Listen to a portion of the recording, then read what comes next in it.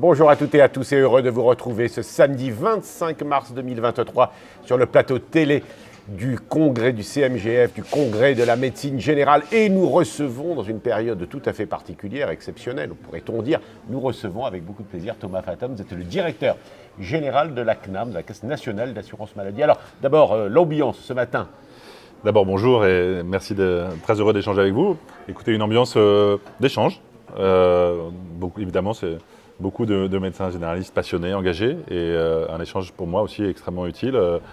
D'échanger sur la vision, d'expliquer la position de l'assurance maladie, mais aussi d'être à l'écoute de ce que nous disent les médecins généralistes. C'est très important, a fortiori dans la période actuelle, de maintenir ces différents canaux de dialogue et d'échange. Sur le présent et sur leur avenir. Bon, on va revenir sur cet entretien que vous avez eu avec l'ensemble des responsables syndicaux et une salle pleine. Tout le monde vous attendait. Il y avait du monde. Vous étiez au centre des conversations ici. Mais je voudrais vous demander, dans cet entretien peut-être un petit peu plus personnel, comment vous vivez cette période quand même qui vient juste après l'échec, on peut dire l'échec de la convention médicale. Comment vous la vivez et puis qu'est-ce qui a raté? Pourquoi ça ne s'est pas passé? Écoutez, d'abord, ça a été une période d'abord intense de négociation. On a négocié pendant 4 mois, 90 heures de discussion, de négociation. Et on s'est engagé pleinement. On a essayé de trouver la voie de passage. On a fait des propositions, on les a fait évoluer beaucoup pendant la discussion. On a le sentiment d'avoir mis beaucoup de choses sur la table. On n'a pas abouti. J'ai parlé à plusieurs reprises d'occasions manquées. Je regrette qu'on n'ait pas abouti, pour les patients d'abord, parce que ce projet, je pense qu'il permettait d'améliorer l'accès aux soins. Je le regrette aussi pour les médecins, parce que je pense qu'il permettait aussi d'accompagner. Maintenant, il faut passer à l'étape suivante et pas ressasser le passé. Moi, je me projette sur la suite. Aujourd'hui, on a un règlement arbitral qui se construit avec une arbitre, on va y revenir. Et moi, en tout cas, dans la période actuelle, je souhaite continuer à être à l'écoute des médecins généralistes, des médecins libéraux. On a aussi des chantiers, on y reviendra peut-être, qu'on veut continuer à faire avancer. Le plan d'action pour trouver un médecin traitant pour les personnes en ALD, le soutien aux maisons de santé pluridisciplinaires. On a des choses à faire aussi sur le territoire. Donc on va continuer à être mobile. Il n'est pas question de rester en statu quo. Thomas Fattom, c'est pas la première fois que des négociations conventionnelles échouent, voire sont difficiles. Cela étant, on avait quand même l'impression, à la fois les journalistes, mais les observateurs, mais aussi les Français, les hommes et femmes politiques, et puis les médecins eux-mêmes, avaient vraiment l'impression que là, il fallait réussir. C'est-à-dire qu'en fait, la médecine, l'organisation du système de santé appelait ou appelle toujours, évidemment, des mesures de réorganisation, de réforme, etc. Les choses ne vont pas bien. Et puis là, c'est l'échec. Et alors là, c'est quand même un peu la douche froide. Écoutez, les attentes de part et d'autre étaient très élevées, vous les avez rappelées. Attentes des médecins, sans doute de meilleures conditions de travail, d'une revalorisation. Attentes aussi des assurés, de l'assurance maladie qui les représente, des parlementaires, du gouvernement, pour que cette convention, en effet, porte des transformations. Voilà, moi encore une fois, je ne refais pas le match, on ne va pas refaire le match. On peut se dire que de part et d'autre, à un moment donné, le compromis ne s'est pas noué. Moi, je crois qu'il y avait beaucoup de choses sur lesquelles on était en réalité assez bien avancé. La mobilisation des assistants médicaux, le numérique en santé, la simplification de la rémunération sur objectifs de santé publique. Beaucoup de choses sur lesquelles on a travaillé avec les médecins et sur lesquelles on a, je pense, aussi commencé à poser les bases de futures discussions qui, à un moment donné, vont reprendre. C'est déjà arrivé, il y a déjà eu un règlement arbitral. C'est évidemment un facteur de déception, mais le dialogue n'est pas rompu, le dialogue il continue encore ce matin, et il va continuer. Et donc moi, je suis déterminé, à un moment ou à un autre, à reprendre la discussion. Alors, je voudrais m'entretenir quelques instants avec vous sur ce point, parce que, les responsables syndicaux savent certainement comment les choses vont pouvoir se passer, et vous aussi. Mais enfin, le grand public, etc., ne comprend pas très bien. Il y a eu un échec, il y a un règlement arbitral, Madame Morel, Annick Morel, qui va mener ces négociations. Je ne sais pas si on dit d'ailleurs négociation dans le... Non, elle construit un règlement arbitral en auditionnant l'ensemble des parties prenantes. D'accord. Et alors, ça veut dire que quand même, tout ce qui avait été envisagé ça ne va pas avancer. Alors, tout le monde y perd quelque chose. Il appartient à l'arbitre de construire ce qu'on appelle un règlement arbitral, pardon d'être un peu technique, mais qui a une valeur d'une convention. Donc voilà, c'est sa responsabilité. Donc ni les syndicats de médecins ni l'assurance maladie ne peuvent se substituer à elle. Elle a 3 mois pour le faire.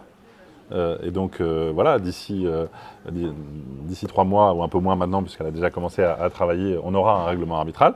Ce règlement arbitral, il vaut aux conventions potentiellement pour 5 ans, avec l'obligation qui est fixée par les textes, pour être précis, répondre à votre question, qu'au plus tard, 2 ans après la publication du règlement arbitral, au plus tard, je dis bien, les partenaires conventionnels sont obligés de revenir autour de la table. Donc moi je pense qu'on n'attendra pas 2 années. Maintenant, la suite du calendrier, attendons d'abord de voir le contenu de ce règlement arbitral. Les syndicats de médecins et l'assurance maladie ont dit qu'ils étaient prêts à revenir autour de la table. Donc de ce point de vue-là, c'est un signal favorable. On va avoir une nouvelle convention avant les 5 ans.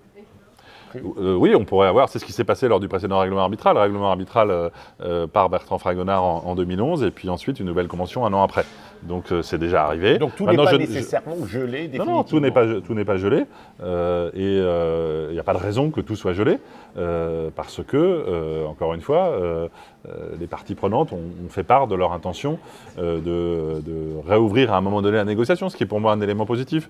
Ça veut dire que si on n'a pas trouvé un terrain d'entente, d'atterrissage à ce moment-là, on reste quand même persuadé de part et d'autre que les enjeux justifient qu'on reprenne la discussion et que quelque part ça veut dire aussi que les constats et les objectifs, on les partage assez largement. Oui, j'ai été assez frappé par le fait que, effectivement, d'abord, il y a eu un dialogue entre vous, les responsables, et les médecins. Bon, il y a eu aussi quand même beaucoup d'émotions, hein, et quand même, les médecins ont dit leur vie. Hein.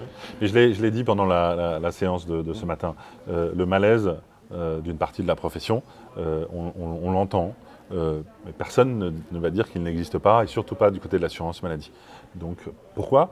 Parce qu'on est dans une situation où on a ce fameux effet de ciseau, plus de patients et moins de médecins. Et donc, des attentes des patients, mais aussi des médecins qui voient cette pression s'exercer, qui voient des patients qui viennent le voir, disant « Docteur, vous pouvez me prendre comme médecin traitant ?» J'aimerais bien, mais je ne peux pas. Et c'est difficile. Donc, cette difficulté, on l'entend. Personne ne la nie. Maintenant, la question, c'est comment on y répond, et comment on y répond de façon structurelle, et comment on accompagne les médecins dans leur exercice quotidien et pour prendre en charge aussi la demande des patients. Thomas Fattom, ça ne vous a pas échappé, je n'étais pas négociateur. Mais moi, ce qui m'a frappé, c'est qu'à situation exceptionnelle, comme vous le dites, il y a eu un terme qui m'est resté en mémoire de la part d'un médecin qui vous a interpellé, enfin qui a essayé de parler avec vous, de délitement. Donc face à cette situation, est-ce que ça ne méritait pas, de la part des pouvoirs publics, vraiment des mesures exceptionnelles? On les a mis, ces mesures exceptionnelles. Permettez-moi quand même d'être clair. On a mis 1,5 milliard d'euros sur la table. 1,5 milliard, c'est 50% de plus que la précédente convention. 50%. On ne parle pas de 5% de plus, on ne parle pas de 10% de plus, c'est 50% de plus. Les revalorisations qui ont été mises sur la table pour les généralistes, notamment socle, pour tous les généralistes, dans ce projet de convention, étaient supérieures à 10 000 euros par généraliste, engagement territorial ou pas. Avec l'engagement territorial, ça pouvait monter en plus à 20 000 euros de plus. Donc, il y avait des réponses exceptionnelles à une situation en effet très difficile. Maintenant, voilà, les partenaires conventionnels, c'est leur liberté, n'ont pas souhaité signer. Je respecte ce choix, je le regrette, mais je respecte. Mais ne disons pas qu'on était sur une gestion routinière des choses. Quand vous mettez 50% de plus que la convention précédente, ça veut dire que vous avez pris conscience, que les pouvoirs publics, le gouvernement, l'assurance maladie ont pris conscience de ce malaise, de ces enjeux, mais aussi de cette volonté de transformer. Si on se contente simplement de dire on revalorise et on n'accompagne aucune transformation, qu'est-ce qui se passe? Est-ce qu'on est sûr qu'on a demain une réponse aux 700 000 patients en ALD qui n'ont pas de médecin traitant? Est-ce qu'on est sûr qu'on a cette réponse? Est-ce qu'on est sûr qu'on transforme le système de santé avec les médecins? Nous, on ne veut pas le transformer tout seul, on veut le transformer avec les médecins. Pour ça, il faut plus de CPTS, plus des MSP, plus d'assistants médicaux, plus d'exercices coordonnés. Proposer aux médecins généralistes différentes formules pour pouvoir être un peu un acteur de cette transformation du système de santé. Il y a peut-être quand même, mais pas uniquement en médecine, un peu partout, une crise de confiance entre les partenaires. Non? Écoutez, moi, ce que je vois en tout cas sur le terrain, c'est que les projets de CPTS, les projets de maisons de santé, ils font l'objet de travaux entre les professionnels de santé, les médecins, l'assurance maladie, les ARS, et que ça avance. Bien sûr qu'il y a sa frotte, bien sûr qu'on n'est pas d'accord sur tout. Et vous l'avez vu, le dialogue il est maintenu avec les représentants nationaux. Et franchement, je faudra... ressens des attentes qui sont très fortes, mais le ministre l'a dit à plusieurs reprises, je l'ai dit à plusieurs reprises, les attentes aussi, il faut que le monde médical mesure que les partenaires sociaux au sein de l'assurance maladie, les usagers dans leurs représentants, les parlementaires, les élus locaux, ils ont des attentes aussi, et je crois que c'est important que ça soit entendu aussi par le corps médical. On perçoit les attentes des deux côtés, il faut qu'on arrive à faire ce bout de chemin. Vous nous avez dit que donc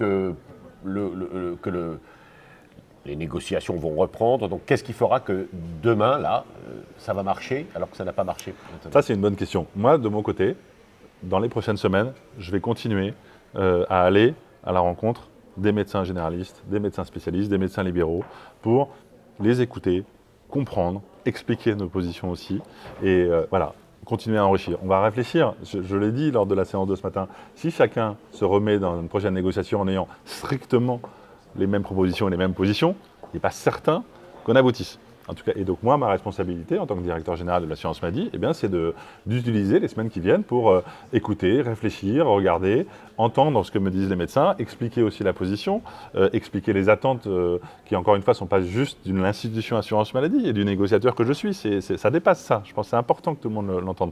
Mais c'est important que ce dialogue se poursuive. On a beaucoup travaillé en amont. On n'a pas réussi cette fois-ci, on pense qu'on peut réussir le coup d'après. Et donc les prochaines semaines vont être utiles aussi pour continuer ce dialogue. Thomas Fathomme, pour terminer, deux questions, deux points qui ne sont pas des points de détail, mais que en vous écoutant, que j'ai bien entendu.